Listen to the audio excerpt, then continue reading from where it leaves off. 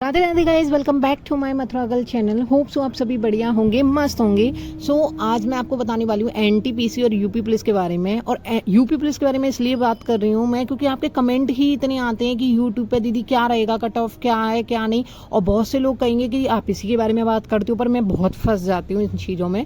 फिलहाल अभी चलते हैं एनटीपीसी की बुक्स के बारे में और मैं क्या पढ़ती हूँ एनटीपीसी में और क्या मेरा शेड्यूल है। और एसएससी जीडी भी कर रही हूँ तो मेरा सेम शेड्यूल रहेगा, तो मैं बताती हूँ आपको। अभी फिलहाल मैं लाइब्रेरी आ गई हूँ, 6 बजे मैं लाइब्रेरी आ जाती हूँ।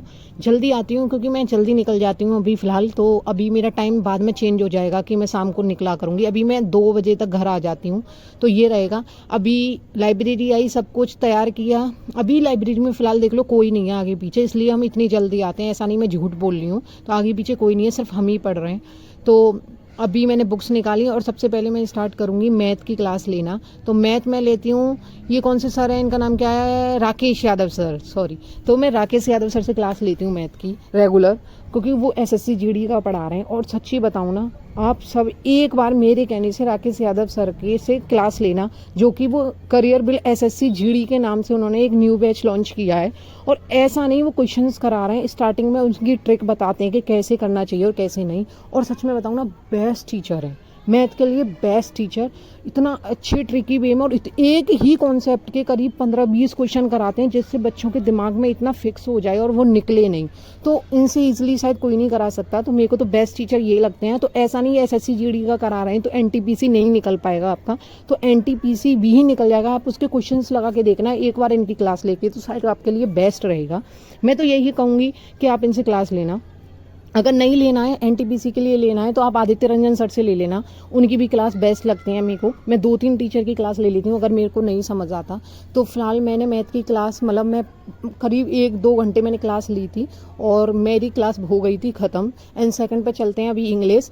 और यहाँ पे मैं इंग्लिश है ना किसके लिए कर रही हूँ ना, एनटीपीसी में इंग्लिश ली मैंने, ना एसएससी जीडी में इंग्लिश ली मैंने, है ना। जो मैं ये मैं एसएससी स्टेनो के लिए पढ़ रही हूँ इंग्लिश, क्योंकि उसमें है ना इस इंग्लिश का बहुत बड़ा पैकेज है। मतलब 100 नंबर की एसएससी स्टेनो में इंग्लिश आती है।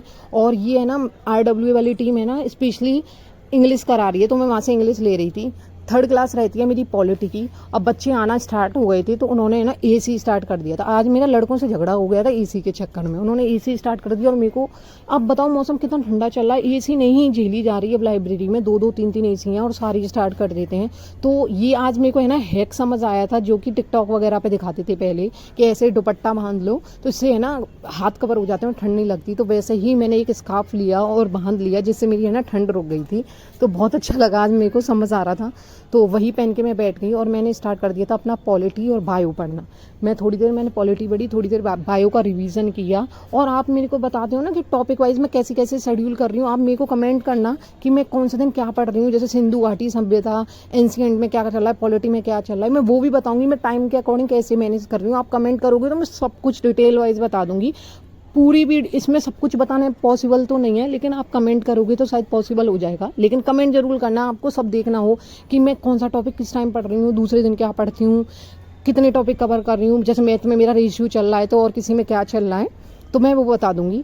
तो हमने पैकिंग स्टार्ट कर दी थी और मैं यहाँ के ना अपनी दोस्त का वेट कर रही थी। हम लाइब्रेरी से निकल आए थे और वो भी अंदर क्लास ले रही थी, तो मैं कह रही थी तू नीचे निकल के आ रही हो, मेरे को ठंड लग रही है, मैं बाहर जा रही हूँ।